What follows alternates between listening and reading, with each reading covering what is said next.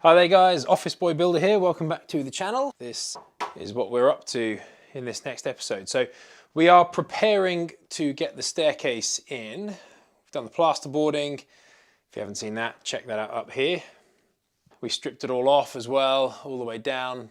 So that's great fun. Stuck it back up with expanding foam. So if you've never seen that method, or if you're interested in that, as I said, take a look. In a hilarious misunderstanding with 100-year-old lath and plaster, half the ceiling's fallen out as well. So it's a good thing that in the next couple of days we're going to be ripping the whole lot down. The whole lot's going to go, and we're going to be putting a staircase in. But before I can do that, let me just take you up. I'm going to show you. So this loft was built 3 years ago now. It's 2022. This was built back in 2019. And at the time that we built it, we knew that we weren't going to be getting access for a little bit of time. We knew it was going to take, a few years for us to get the funds together and for me to be able to get up and build this. And that was fine, and nothing about that has changed. We did the superstructure so that it was easier for planning for us to then be able to build the extension at the back, which is possibly where most of you have actually kind of joined us from. Now it's time to get this done, to get this extension kind of almost completed, I guess, by bringing the staircase in here. I'm going to spin you around. I'm going to show you some bits, what I need that timber for and what the plan is, because it's not ideal. It's not what I was hoping, but it was just a layout, a simple mistake based on the layout. So I'll show you basically what we're going to do. So here we are. You can see the loft hatch cut out here, which I have insulated fully. That over there should ideally be PIR, but I didn't have any more and I wasn't going to be buying any more for that section there. But we've filled this with loads of stuff, tons of storage, a bit of spare insulation that we're going to be using. That's the little bit here. I was hoovering and clearing this out, preparing for the rip out. And that's when this lot fell out there. Not the end of the world, as I say, it doesn't matter. This cable here is the lighting cable for the bathroom, so I'm going to be rerouting this when we rip the ceiling out. That's fine. And all of this can go because all of the load of where I'm standing is actually now being borne by the steel beam that runs under here, and the steel beam here that picks it up and transfers it from here to the back wall of the house. If you haven't seen that, I think that was one of the first videos I ever did, really. Certainly one of my more successful videos. I'll post it up here, a link to that. It's how to install a steel beam in a loft. So that's that. I've been doing some electrics here as well, so I'm not really bothering showing this because it's kind of less relevant, but basically I'm going to have these kinetic switches here for the hallway and also for the beds, so we can switch the light switch for the room can be switched on inside the room from here, but then also we're going to have it so we can have a switch on the bed. If you see here, you can, if we crouch down, you can see this here is the edge of the plasterboard that I've brought up from down here, and it's quite tight up against the wall. There's not a vast amount of excess. But then if I bring this line up here, we've got quite a big gap between here and the wall. And this line here is where the staircase is going to be butted up against. And obviously it still needs to run up. So I need to now create a false wall here, and I'm not going to make it too high. I'm not going to go the whole way up here. That would be a waste. I'm actually going to create a ledge. So this will probably come up to around the height of this, I would say. I'll either take this off or use it as a blocking support to rest things on. Same with this little guy over here. He's going to have to probably come off, I would imagine. But we'll see about that. And I'm going to create a false wall that runs the whole way along here, along this line of the plasterboard, and comes up to around here as a ledge. So it'll come out and down, and that's what the staircase will butt up against up at this top level. The stringer, to be honest, probably won't hit it too much other than around here, I would imagine. And even then, to be honest, and what it will do actually, so it'll give me an opportunity to, the other thing I think my wife and I were speaking about this, I might run a strip of LED in here that will wash up the wall up this way, which will look really nice, I think. Also down here in the bathroom, right, so where this wall was built, we had to work out a kind of best estimate of how far it needed to come this way to this way. And then the wall for the bathroom that I have replaced is here. So you can see we're effectively a 4x2's depth away. So what I'm going to be doing is I'm going to effectively be using those 3x2s that I've bought to bring this out 2 inches, just to bring the whole wall out to the same level as this here, the whole way along. I'll be moving this doorway over ever so slightly, effectively by taking this one off here and sticking it on that side there, shunting the whole thing down by a couple of inches.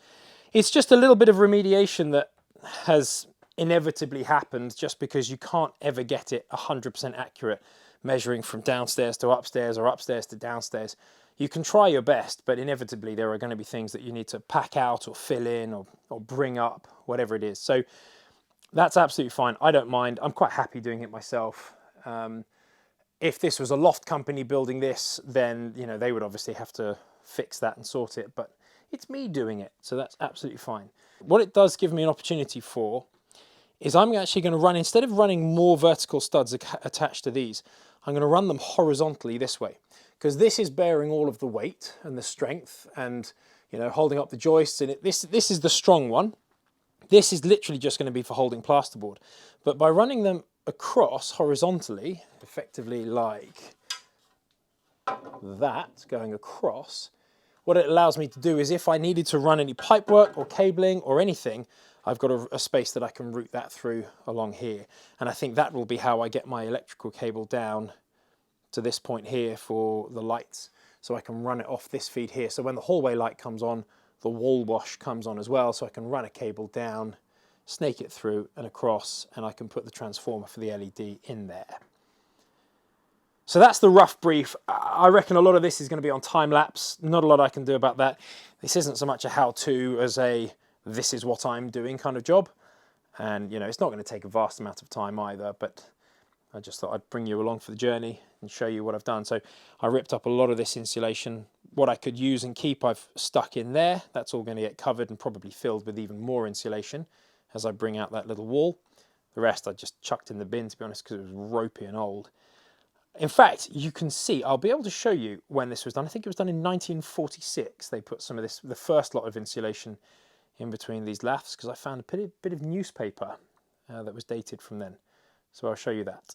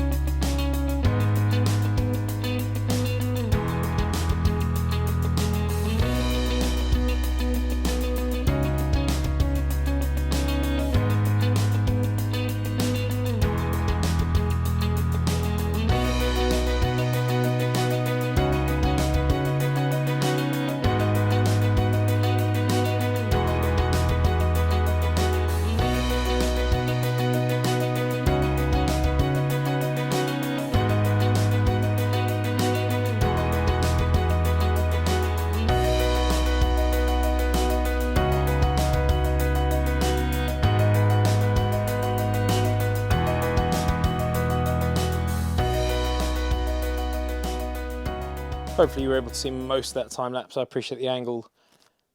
It's a little bit tricky sometimes, but that's pretty much it done. It goes across like I mentioned it would. Some little bits I had to notch out.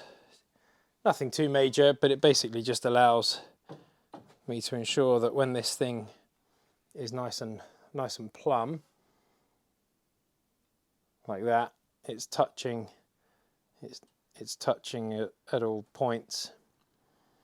Just means it makes it easier with the plasterboard. So that's good. I'm happy with that. And the reason I didn't go all the way up to the ceiling there was because I wanted to be able to get a sheet of plasterboard up there, and then it will catch, and then there's, you know, that much above the top there. It just saves me then having to block out each of these studs at the top, each of the rafters. Just makes it easier. Also, the other reason for not going all the way up to the top, if I can step up on this, is that if I had taken this stud all the way up to the top, it would have blocked access for me to get a cable in down here. So I'm going to be running a cable from here down and across so that I can run the LED strip. And I didn't want to block myself off from being able to get that cable through. So I just brought it down a little bit. So that's pretty much it for that section. Over here I need to block out and bring bits across. I can take this timber out the way. So it's coming together nicely. It's not too bad. It's only 3:40 in the afternoon on Saturday, so still got a little bit more time left for work. I'll probably now, I've got a lot of these offcuts, which is good. I wanted some spare timbers so that I can kind of block out this. So yeah, I'll probably crack on with that bit now.